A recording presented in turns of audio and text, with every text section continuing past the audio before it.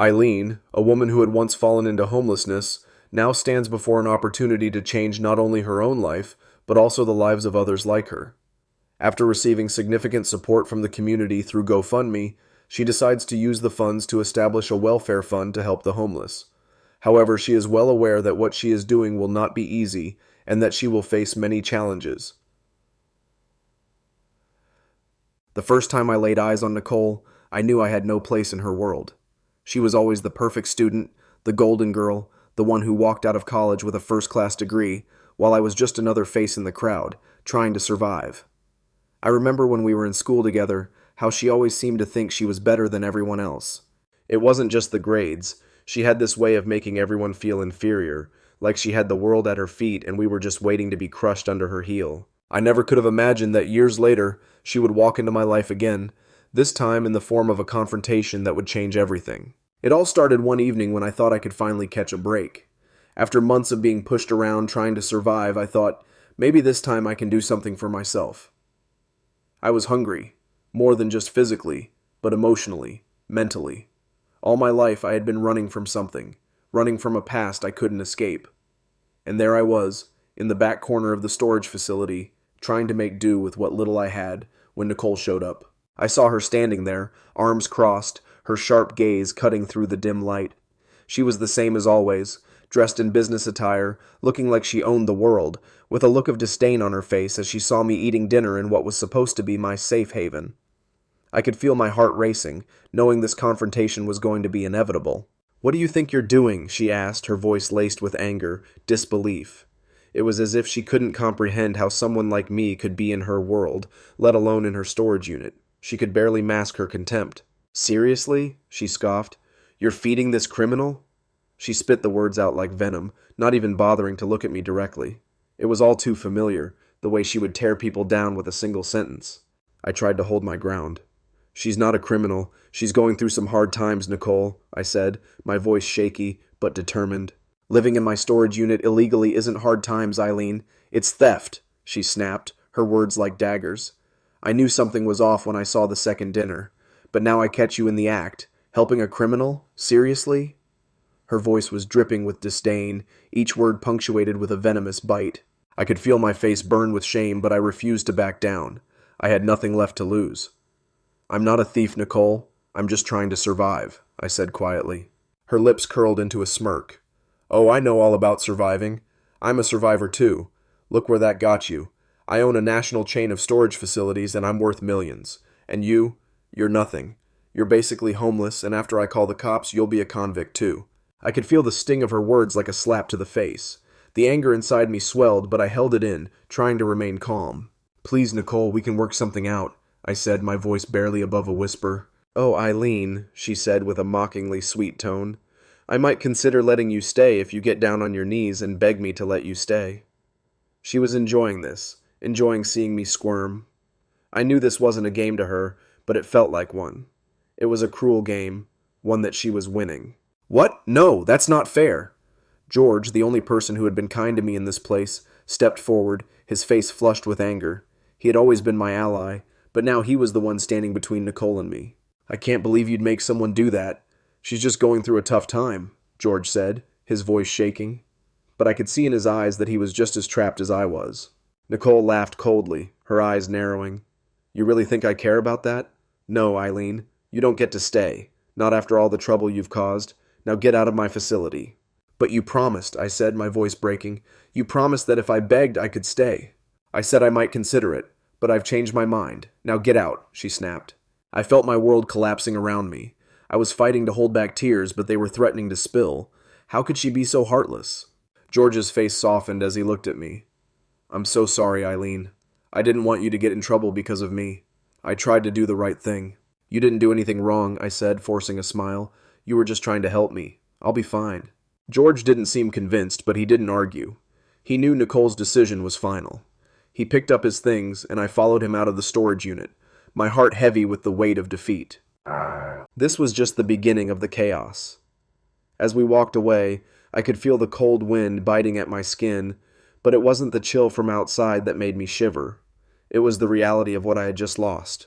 I could hear George's footsteps beside me, but the weight of everything that had just happened was too much. My mind was spinning with thoughts of how I ended up here. How did I get so low so quickly? I had never imagined I would be living in a storage unit, begging for scraps, fighting to survive. But here I was. I kept my head low as we walked through the cold night air. My breath came out in shaky puffs, like I was still gasping for something I couldn't quite reach. George had always been the one who tried to help me, but I could see the frustration in his eyes. He didn't know what to do anymore. I didn't either. "Are you going to be okay?" George asked, his voice soft but full of concern. I didn't answer right away. What could I say? "Yeah, I'll be fine." Just felt like a lie. I wasn't fine. I had nothing. "I've got a little family nearby," I said, trying to sound more confident than I felt. "They'll probably take me in for a while. I'll figure it out." George didn't look convinced. He stopped walking and turned to face me, his eyes searching mine as if trying to read the truth I wasn't willing to say aloud. "Don't lie, Eileen. If you need a place to stay, you know you've always got me," he said. I forced a small smile. "You've already done so much for me, George. I'm not going to take advantage of that." George shook his head. "You're not taking advantage. We're friends. I help you because I care about you." His words were gentle, but the sincerity in them made my heart ache. Before I could respond, a car pulled up beside us. A man rolled down the window. "Hey, is everything all right?" The voice belonged to Lewis, the guy who worked late at the storage facility. I didn't know him well, but he seemed like a decent guy. He had always given me a sympathetic smile when I worked late into the night. "I'm fine, Lewis," I said quickly, trying to hide the tears that were threatening to spill over. Just, some things didn't work out." Lewis frowned, clearly not buying it. "You sure? You need a place to crash for a while? I could talk to my sister. She's got a room you can stay in. It's not much, but it's better than nothing." I hesitated. I didn't want to rely on anyone anymore. People like Nicole had shown me the hard way that kindness often came with strings attached. But Lewis's offer was genuine. He didn't owe me anything. "I'll be okay," I said, finally shaking my head. "Thanks, Lewis. I appreciate it." Lewis didn't press the issue, but I could see the pity in his eyes. "All right, just know the offer stands. Don't hesitate if you need something." He gave me a small nod before driving off. The cold air settled around me again as I turned to George. His expression was unreadable, but I could see the deep worry behind his eyes. "Thanks for everything, George," I said quietly. "You've done more than enough." The next few days were a blur. I tried to stay busy, tried to pretend like everything was fine, but it wasn't. I wasn't sleeping well, and the few times I ate, it felt like the food was just there to fill the emptiness inside me. The silence of the storage unit was suffocating, and the weight of what had happened was pressing down on me. I stayed with a relative for a while, but the space was cramped, and the tension was unbearable. They were kind enough, but I could feel their discomfort with my presence. I knew they had their own problems, their own lives to deal with, and I didn't want to add to that burden. One night, I was sitting alone, scrolling through my phone, when I came across something that made my stomach drop. A viral video. The thumbnail showed George and me, and it looked like I was crying. It was a video of the argument with Nicole, the one where I had begged to stay, the one where I had fallen to my knees. I clicked on it and the video played. "Is this what you've become?" Nicole's voice rang out, full of disdain, as she watched me on the screen, hunched over and pleading for mercy. I couldn't stop watching. The comments below were filled with anger and judgment. People were calling me a charity case, a beggar, a loser. Some even mocked me, saying I deserved to be in a storage unit. I felt my face flush with humiliation. The shame stung deeper than I thought it would. It was as if Nicole's cruelty had spread like wildfire, igniting a trail of mockery in its wake. Then, just as I was about to close the video, a new notification popped up. GoFundMe, support Eileen. I clicked on it, half expecting more ridicule. But what I found made me stop. The page had raised thousands of dollars, and the comments were different. They weren't filled with mockery. They were full of compassion, support, and messages telling me that I wasn't alone. George must have set this up. I felt tears welling up again, but this time they were for a different reason. People cared. Strangers cared. Maybe it wasn't all hopeless after all. The next morning, George called me. "Eileen, you won't believe this," he said, his voice practically shaking with excitement. "The GoFundMe, it's blown up. People are donating like crazy. We've raised over $3 million. I didn't believe him at first. $3 million? You're joking, right? "No, it's real. People are donating, Eileen. They're helping us. Helping you. You won't have to worry about living in a storage unit anymore." I was speechless. I couldn't even process it. "But that's not all," George continued. "We need to make sure you're safe, though. I'm getting us a place. A real place. Somewhere you can feel home." I was stunned. A home. Could it really be that easy? Could everything change so quickly? I don't know what to say, George. I can't believe this is happening. You don't have to say anything. Just know you're not alone anymore, George said, his voice softening. And hey, we're in this together. I felt a weight lifting off my shoulders, but at the same time I couldn't shake the fear. Would I still be able to handle everything that was coming next? Could I rebuild my life after everything I had lost? This was just the beginning. But there were still many questions left unanswered. Nicole wasn't going to let this go. And with all this new attention, things were bound to get complicated. I could only hope that the kindness I had found in strangers would be enough to carry me through the storm that was about to hit. The days after the GoFundMe went viral were a whirlwind. The overwhelming kindness from strangers was something I'd never expected, but it didn't come without its complications. People were reaching out to me constantly, offering help, advice, and surprisingly friendship. But there were also whispers of suspicion about my story, about how everything had happened so fast. Some doubted the legitimacy of the donations. They questioned my integrity, wondering if I was just another scam artist preying on the kindness of others. I tried to ignore the negative comments, but they were impossible to avoid. They followed me wherever I went, whether it was through social media or the messages I received in my inbox. I felt the weight of every doubt that came my way. But I had George by my side. He kept telling me to stay strong, to focus on the good things that were happening, to not let the negativity consume me. And for the most part, I did. I focused on the future. George was helping me find a new place, and I finally felt like I had a real shot at a fresh start. But that didn't stop the fear that still gnawed at me. What if this all came crashing down? What if Nicole was right all along? I couldn't shake the image of her face, the way she looked at me with such disdain, as though I were nothing more than a burden. It haunted me. She had made her intentions clear when she kicked me out. She wasn't going to stop. I could feel it in my bones. Nicole had never been the type to let someone get the better of her, and now, with all the attention I was receiving, she would come for me. I just knew it.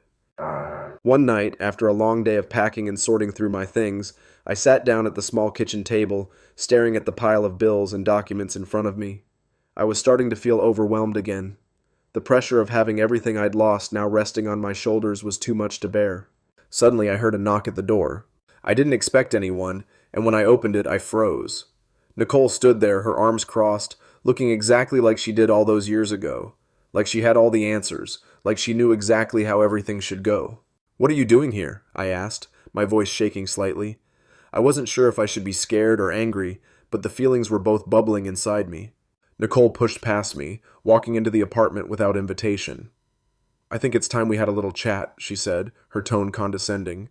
She was always like this, but now, with everything that had happened, I couldn't help but feel a rush of anger. "What do you want, Nicole?" I asked, trying to keep my voice steady. She turned around to face me, her eyes cold and calculating. "You think you're untouchable now, don't you? All that money, all that attention. You think everyone's going to forget about how you got here?" Her words hit me like a slap in the face. I had worked hard for everything I had now, and yet she was trying to twist it into something ugly. "That's not true," I said, my voice trembling. "I didn't do anything wrong. I didn't ask for any of this." Nicole's lips curled into a smile, but it was far from friendly. "You think I care about your sob story? People are laughing at you, Eileen. They're laughing at how you've manipulated everyone, how you've turned yourself into some kind of hero. They don't care about you. They care about the money." I felt a lump form in my throat. I wanted to fight back, to prove her wrong, but the doubt she planted in my mind was already growing.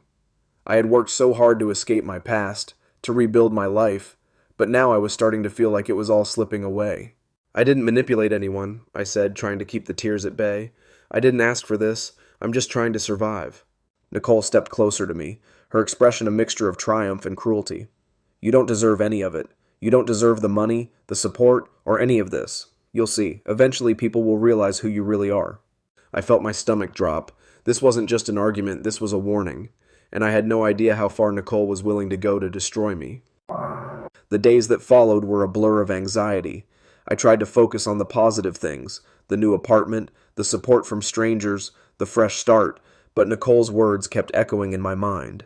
She was right about one thing. People were starting to question me. Some even sent me messages telling me that they didn't believe my story, accusing me of using my situation to gain sympathy. It hurt more than I expected. I thought I was strong enough to ignore the negativity, but it was like a shadow that kept following me wherever I went.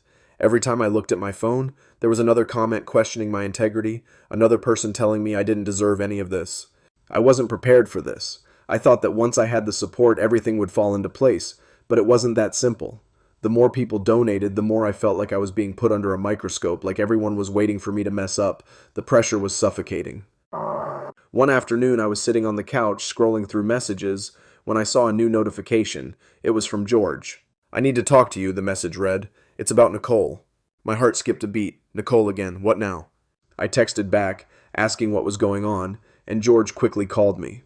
His voice was tense, like he was trying to stay calm, but I could hear the urgency in his tone. "Eileen," he started, his voice low, "I just got word that Nicole's been spreading rumors about you. She's telling people that you're using the donations for yourself, that you're planning to leave town and disappear with the money." My blood ran cold. This was worse than I thought. Nicole was trying to ruin me, trying to turn the whole world against me. She wasn't going to stop until I lost everything. The next few weeks felt like a nightmare. The rumors spread like wildfire, and the more people talked, the more I realized how easily things could slip away.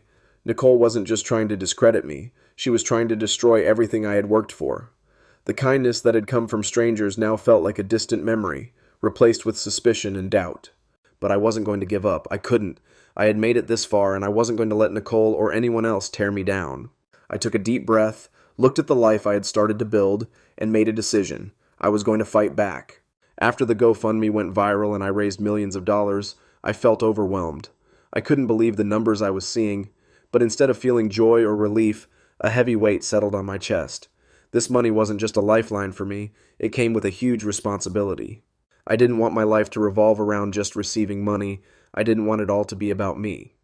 So I decided that I would use this money for something meaningful, something bigger than myself. I wanted to help the homeless, those who were still living in the shadows of society, just like I had been. George, my ally through everything, had always supported me in every decision I made. After I told him about my idea, he looked at me with complete approval. "That's a great idea, Eileen, but this isn't going to be easy. You're going to face a lot of challenges," George said, sitting down beside me. I nodded. "I know, but I can't just let this end like this. I want to change the lives of others, people who haven't had the luck I had." I started by setting up a nonprofit organization with the goal of creating a welfare fund to help the homeless. I named it New Beginnings, and I used the money from GoFundMe to rent a small building, renovate it, and turn it into a shelter for those in need. It wasn't just a place to live, it was a place where they could find work, learn new skills, and reintegrate into society.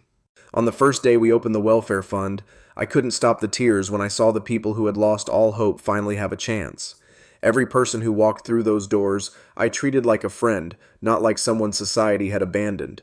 The stories they shared, their lives full of pain and loss, made me even more determined. I knew I couldn't change everything, but at least I could do something. One day, as I was working in the office with the volunteers, an older woman walked in. She looked tired, but her eyes were full of hope. I stood up and smiled at her. "Hello, how can I help you today?" I asked. She looked at me and said, "I just want to thank you. I've been living on the streets for a year, and today when I came in here, I felt like I'd found a home." Her words made my heart ache. I never imagined that the small things I was doing could change someone's life, but I had done it. Each person we helped, each job they found was a small step in a bigger journey. The change wasn't just happening in the lives of others, it was happening in me too.